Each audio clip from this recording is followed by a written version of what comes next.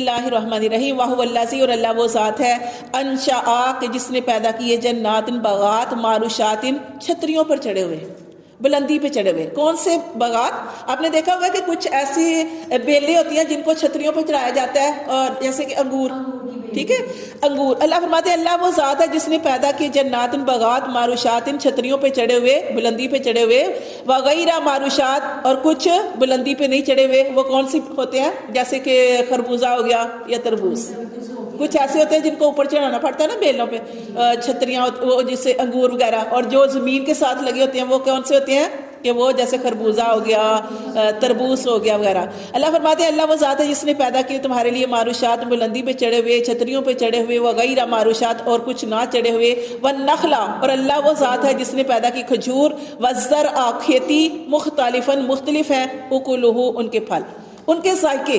اللہ فرماتے ہیں اللہ وہ ذات